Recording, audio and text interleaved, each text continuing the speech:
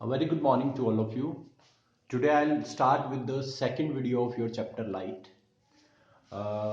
In the last video मैंने आपका laws of reflection से पहले तक का डिस्कस कर लिया था and the topics we have covered वो लाइट की डेफिनेशन हो गई थी आपकी, उसके बाद सोर्सेज ऑफ लाइट कवर कर लिए थे मैंने, उसके बाद मीडियम की definition, what do you mean by ray of light, उसको बनाना, रिफ्लेक्शन एंड रिफ्रैक्शन, हल्का सा डिफरेंस मैंने बताया था आपको। फिर टाइप्स ऑफ रिफ्लेक्शन क्या क्या होती है, regular reflection, irregular reflection, reflecting surface के बारे में मैंने आपको बताया था कैसे बनता है वो सब। Today I start with the laws of reflection. तो आज आपके दो टॉपिक्स मैं कवर करूंगा, laws of reflection and your properties of plane mirror. तो सबसे पहले शुरू करते हैं लॉज ऑफ रिफ्लेक्शन। अब देखो, मुझे रिफ्लेक्शन से रिलेटेड लॉ दिखाने हैं, लॉ बताने हैं आपको। तो रिफ्लेक्शन तभी पॉसिबल है, मैंने आपको बताया था, जब light falls on a reflecting surface. तो सबसे पहले एक रिफ्लेक्टिंग सरफेस बनाओ। तो मैंने एक क्या लिया, एक ग्लास ले लिया। अब इसकी एक साइड को अगर मैं पॉलिश करता हूं, अगर एक साइड को मैं थोड़ा सा स्ट्रेट लाइन बना लेते हैं, अगर इसकी एक साइड को मैं पॉलिश कर देता हूं,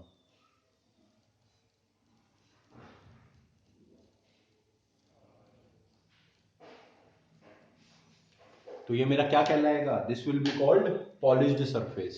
और ये वाला सरफेस क्या कहलाएगा, रिफ्लेक्टिंग सरफेस। अब लाइट को मैं इसके ऊपर इंसिडेंट कराने वाला हूं, इंसिडेंट, गिराने वाला। इंसिडेंट का मतलब लाइट को गिराना, तो इसको मैं बोलूंगा incident ray.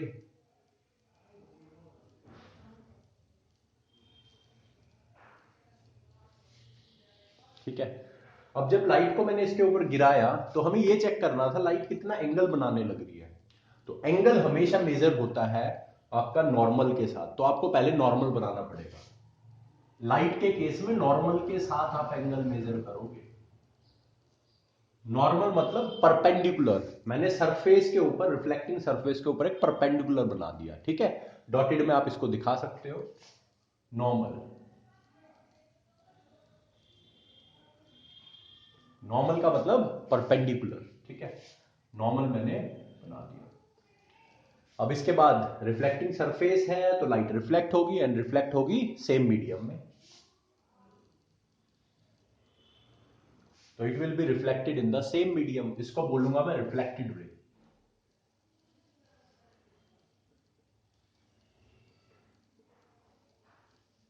This will be my reflected ray. अब जो इंसिडेंट रे नॉर्मल के साथ एंगल बनाती है उसको हम डिनोट करते हैं सिंबल आई से, और इसको हम कहते हैं एंगल ऑफ इंसिडेंस। आई से डिनोट करते हैं और कहते हैं angle of incidence, angle of incidence, angle of incidence. फिर जो रिफ्लेक्टेड रे नॉर्मल के साथ एंगल बनाएगी उसको हम कहेंगे एंगल ऑफ रिफ्लेक्शन, इसको आर से डिनोट करते हैं। तो this will be called angle of reflection. ठीक है, अब शुरू करते हैं आपके दोनों लॉज। तो सबसे पहला लॉ है आपका एंगल से रिलेटेड। देखो, जो भी आपके दोनों लॉ है they are present in the figure itself, वो फिगर में प्रेजेंट है, एग्जाम में भी आपको फिगर बनानी है, it is very very important. तो साइंटिस्ट वगैरह ने जब ये लॉज ऑफ रिफ्लेक्शन, वो क्योंकि कोई भी लॉ तभी आता है जब आपका एक्सपेरिमेंट सक्सेसफुल हो चुका हो, तो पहले साइंटिस्ट ने एक्सपेरिमेंट किए हैं, रिफ्लेक्टिंग सरफेस के ऊपर लाइट को गिराया है, 30 डिग्री एंगल से गिराया तो लाइट रिफ्लेक्ट भी 30 से ही हुई है, 40 से गिराया तो लाइट रिफ्लेक्ट भी 40 पे ही हुई है। तो हर एक एंगल पे उन्होंने ट्राई किया है, और हर बार उन्हें क्या मिला, that angle of incidence is equal to angle of reflection. तो एंगल ऑफ इंसिडेंस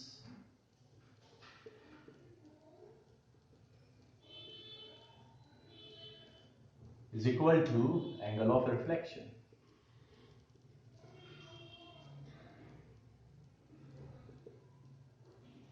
ठीक है, आप इसको शॉर्ट फॉर्म में लिख सकते हो, this is the symbol of angle I, angle of incidence is equal to angle of reflection. आप इस तरह से भी इसको लिख सकते हो। ठीक है, now let's move on to second law.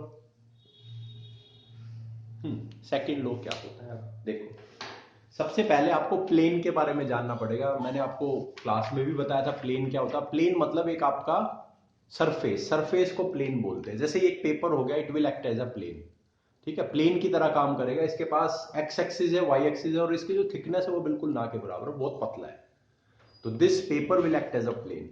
तो अगर मैं इसको वर्टिकल उसमें रखता हूं तो it will act as a vertical plane, ठीक है, वर्टिकल प्लेन की तरह काम करेगा। वैसे इसको अगर मैं हॉरिजॉन्टल में रखता हूं, it will act as a horizontal plane, horizontal plane की तरह काम करेगा, ठीक है। तो अगर एक लाइट रे आके इसके ऊपर गिरती है इस तरह से, और वो रिफ्लेक्ट होती है ऐसे ही वर्टिकली, और नॉर्मल भी मैं ऐसे ही बनाता हूं, तो मेरे सब किस में हो जाएगा, सेम प्लेन में। वही इसको मैं हॉरिजॉन्टल रखता हूं अगर, और लाइट आके इसके ऊपर देखो ऐसे गिरती है, और वो रिफ्लेक्ट भी हॉरिजॉन्टली ही हो रही है, तो they will be in the same plane, ठीक है। तो ध्यान रखना है, कोई अगर आपको बोले कि भाई light rays are in the same plane, इसका मतलब अगर लाइट रेज वर्टिकल प्लेन में है तो वर्टिकल ही रिफ्लेक्ट हो रही है, अगर लाइट रे आपकी हॉरिजॉन्टल प्लेन में आ रही है तो हॉरिजॉन्टली ही रिफ्लेक्ट कर रही है। अब यहां पे चेक करते हैं फिगर में, देखो इंसिडेंट रे आपकी ऐसे आ रही है वर्टिकली, उसके बाद रिफ्लेक्टेड रे भी आपकी वर्टिकली ही जा रही है, देखो वर्टिकल प्लेन में, वर्टिकली, हॉरिजॉन्टल होती तो ऐसे आ जाती बाहर की तरफ इस तरह, ठीक है। तो वर्टिकल प्लेन में आई और वर्टिकल प्लेन में ही रिफ्लेक्ट होगी। और अपना नॉर्मल चेक करो, नॉर्मल भी किस में है, वर्टिकल प्लेन में। So your incident ray, your reflected ray and your normal, they all lie in the same plane, वो सेम प्लेन में लाई कर रहे हैं। यहां पे वो प्लेन है आपका वर्टिकल प्लेन, ठीक है, बताने की जरूरत नहीं है, बस आपको ये दिमाग में होना चाहिए, दे लाई इन द सेम प्लेन। अच्छा एक और बात, ये आपका पॉइंट ऑफ इंसिडेंस होता है भाई यहां पे, ठीक है, ये छोटा सा डॉट मैंने लगाया ना, पॉइंट ऑफ इंसिडेंस का मतलब जहां पे लाइट आपकी इंसिडेंट हो रही है सबसे पहले, उसको कहते हैं पॉइंट ऑफ इंसिडेंस, ठीक, ये भी आपको ध्यान रखना है। जो नॉर्मल बनता है ना आपका, नॉर्मल हम बनाते हैं, वो हमेशा पॉइंट ऑफ इंसिडेंस पे बनाया जाता है। जहां पे लाइट आपकी सबसे पहले आके गिरेगी ना, उसको हम कहते हैं पॉइंट ऑफ इंसिडेंस, और जो नॉर्मल आप बनाते हो ना, वो नॉर्मल उस पॉइंट ऑफ इंसिडेंस को जाके टच करता है, ठीक। तो let's start with your second law. So your incident रे,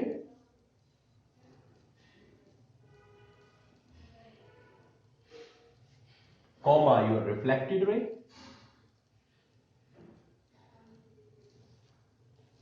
and your normal।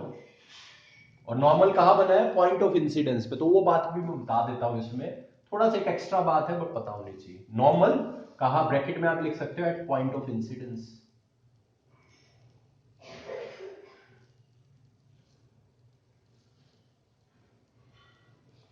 ठीक है। ये मैंने बता दिया कि नॉर्मल बना कहां है, एट पॉइंट ऑफ इंसिडेंस पे बना है, ठीक है।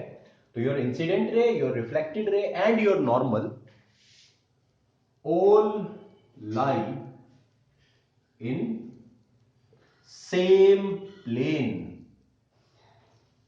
ठीक है। आपको बताने की जरूरत नहीं है कौन सा प्लेन है, क्योंकि यहां पे अगर वर्टिकल प्लेन है तो किसी सिचुएशन में वो हॉरिजॉन्टल भी हो सकता है, ठीक है। तो आपके ये है दो लॉज ऑफ रिफ्लेक्शन। तो पहला आपका फिगर आपको बनानी है, सेकंड आपको बस फिर लॉज को लिखना है। Your first law is angle of incidence is equal to angle of reflection. Second आपका बनेगा your incident ray, your reflected ray and your normal. Normal कहां बना है, at the point of incidence पे बनता है। They all lie in the same plane, वो same plane में लाई करेंगे। तो now let's move on to your second topic of today, that is the properties of plane mirror. So आपका plane mirror शुरू करने से पहले देखते हैं कि मिरर्स कितने टाइप के होते हैं। तो मिरर्स आपके दो टाइप के होते हैं, plane mirror and spherical mirror.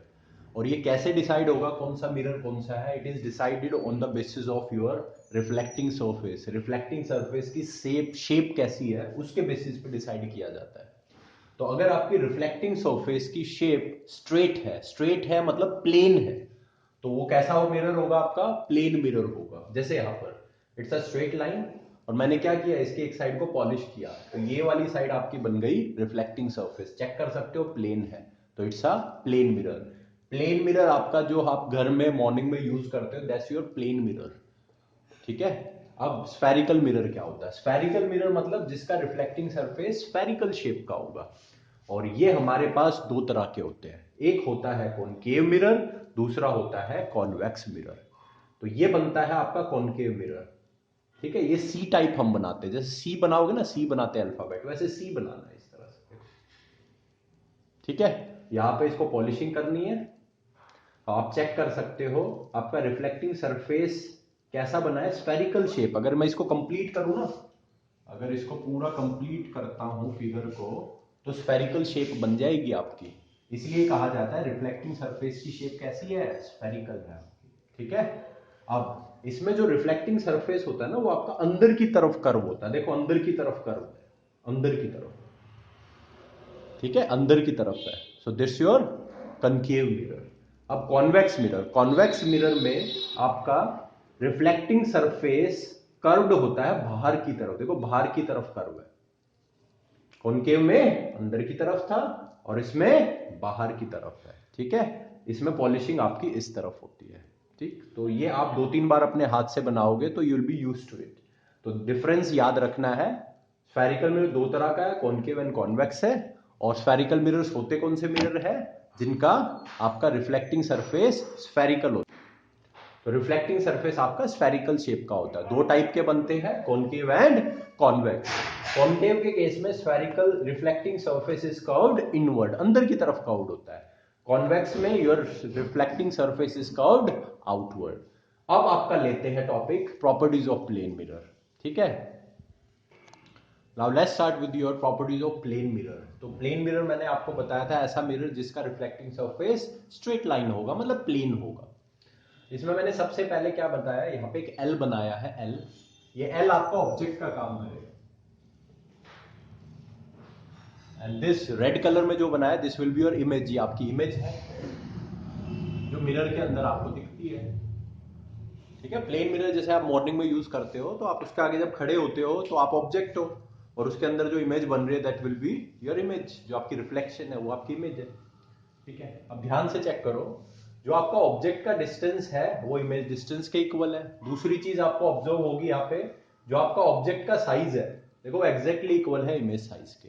तो पहली दो आपकी बड़ी सिंपल सी प्रॉपर्टी होती है इसकी। पहली है size of object is equal to size of image. दोनों के साइज हमेशा इक्वल होते हैं। आप अपना हाथ लेके आ सकते हो, प्लेन मिरर के आगे अपना हाथ रखो। जैसे आप अपना हाथ रखोगे आपको एग्जैक्टली सेम साइज दिखेगा आपके हाथ का, या कोई भी आप ऑब्जेक्ट उसके आगे रख सकते हो उसके पास आकर। ठीक है, जैसे ही रखोगे आपको सेम साइज का ही दिखने वाला है। So first point. Second point आपका होता है object distance is equal to the image distance. जो भी आपका ऑब्जेक्ट का डिस्टेंस होगा, जितना भी दूर आपका ऑब्जेक्ट होगा प्लेन मिरर से, उतनी ही दूर आपकी इमेज भी बनेगी मिरर के अंदर। ठीक है, तो your object distance is equal to image distance. अब मूव करते हैं आपके थर्ड पॉइंट की तरफ, और थर्ड पॉइंट रिलेटेड होता है मैग्निफिकेशन के। तो पहले इस मैग्निफिकेशन का मतलब जानते हैं, what do you mean by magnification. फिर थर्ड पॉइंट में लिखूंगा मैग्निफिकेशन।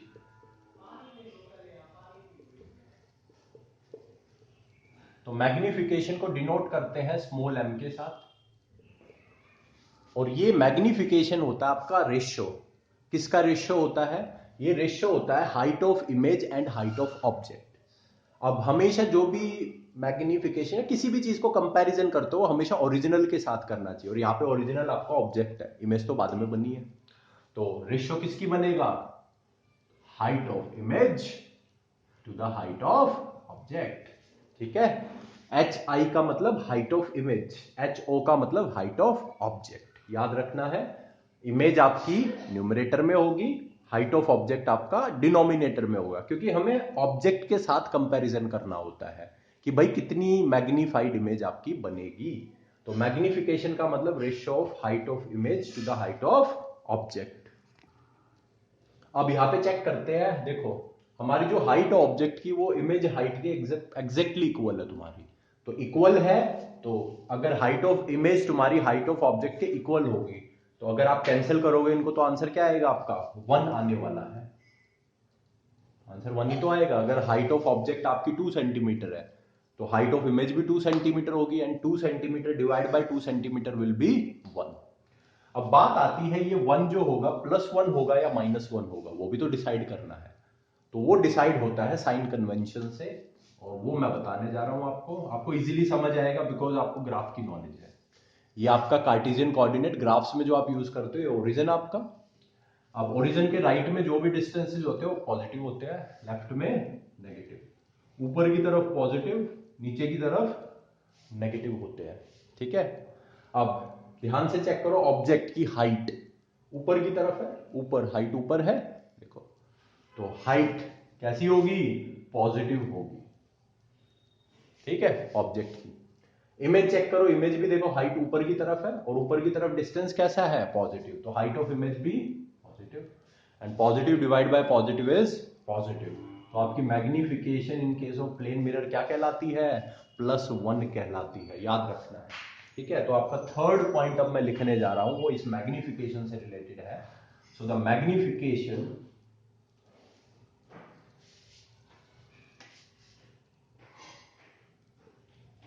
यहां पे आपकी जो मैग्निफिकेशन होती है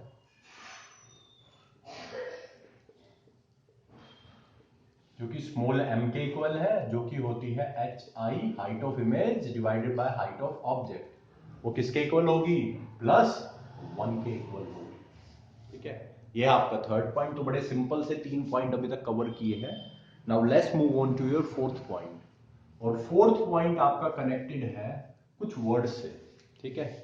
तो वो वर्ड्स एक बार ट्राई करेंगे पहले मेमोराइज करने की, बाद में जब रे डायग्राम्स आएंगे तो मैं आपको उसको एग्जैक्टली एक्सप्लेन भी करूंगा उसका मतलब क्या होता है, पर तब तक ट्राई टू जस्ट रिमेंबर। तो आपके दो वर्ड्स के कॉम्बिनेशन है वो याद करने हैं आपको। एक होता है virtual and erect,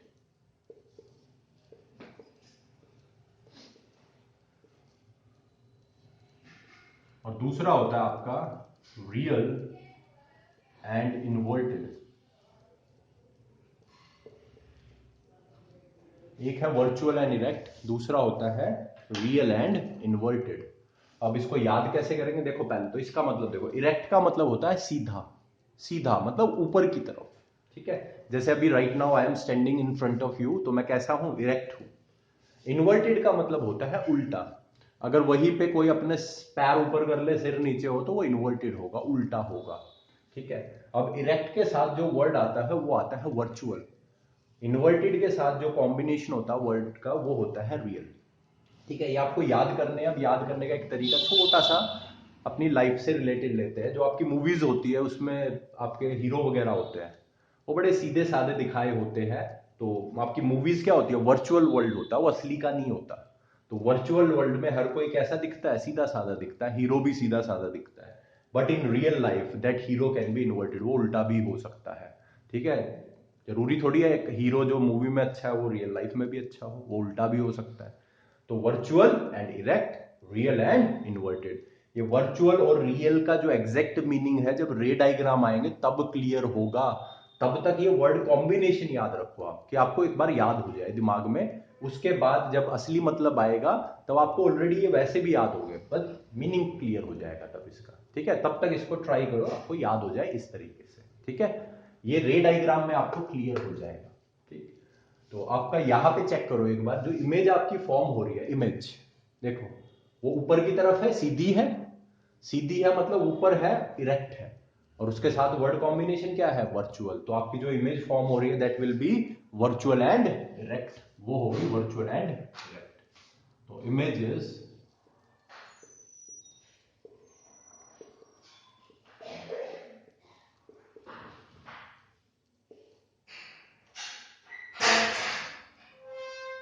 images virtual and erect.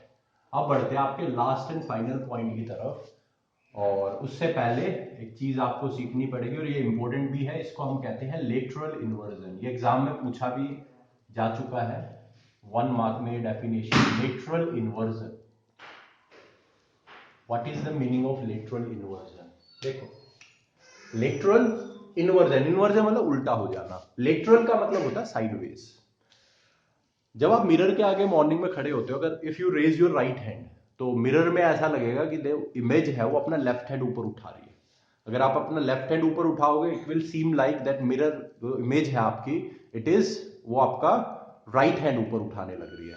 तो आपका राइट हैंड लेफ्ट दिखता है और लेफ्ट हैंड राइट दिखता है। ऐसे ही मिरर में हर चीज के साथ होता है, जो भी राइट चीज होगी, राइट वाला वो लेफ्ट दिखेगा, लेफ्ट वाला राइट दिखेगा। ऐसा ही कुछ आपको इस इमेज में भी दिख रहा है, देखो ये ऑब्जेक्ट के ये वाली चीज चेक करो, ये वाली चीज राइट में है और इमेज में यही चीज आपको लेफ्ट में दिख रही है. So the phenomena of right becoming left and left becoming right is called lateral inversion. So the phenomena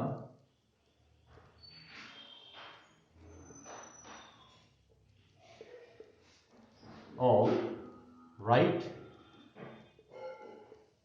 becoming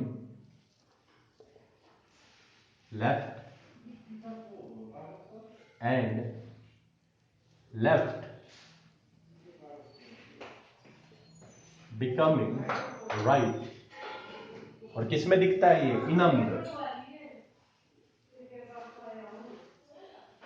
in a mirror is called lateral inversion. इसको हम कहते हैं लेटरल इन्वर्जन. इसको नोट डाउन कर लेना. कई बार 1 मार्क में अलग से पूछा जाता है. ये प्रॉपर्टी नहीं है, प्रॉपर्टी यहां से बनाएंगे. ठीक है. तो लेटरल इन्वर्जन का मतलब एक ऐसा फिनोमेना जिसमें राइट आपका लेफ्ट बन जाता है और लेफ्ट राइट बन जाता है. तो यही से पॉइंट बनाते हैं आपका 5th पॉइंट. अब आप चेक कर सकते हो प्लेन मिरर में जो इमेज फॉर्म हो रही है वो इन्वर्टेड है. लेटरल इन्वर्जन उसमें हो रहा है. तो आप लिखोगे इमेज इज literally inverted. ठीक है. इसका मतलब लिख देता हूं. It means right becomes left and left becomes right. ठीक है.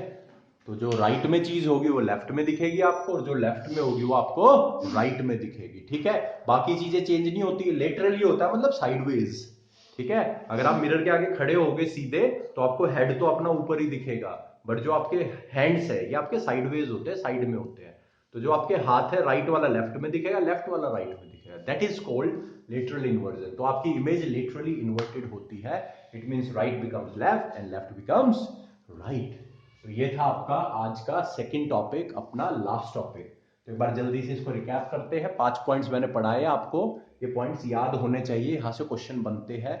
मैं ये नहीं कह रहा 5 को घोटा मारो, नो, बट एटलीस्ट आपको 2 से 3 पॉइंट सीधे याद हो. पेपर में अगर पूछता है तो बाकी पॉइंट्स का आइडिया रहना चाहिए, क्योंकि एग्जाम में क्वेश्चन बनता है. भाई what is the nature of the image formed by plane mirror? Virtual and erect. Nature ये होता है. इसको कहते हैं नेचर. नेचर मतलब कैसी बनी है, वर्चुअल इरेक्ट बनी है, रियल इन्वर्टेड बनी है. उसके बाद आपसे पूछा जा सकता है what is the magnification of plane mirror? +1 होती है भाई. ठीक है. इस तरह से क्वेश्चन पूछते हैं. तो size of object is equal to size of image.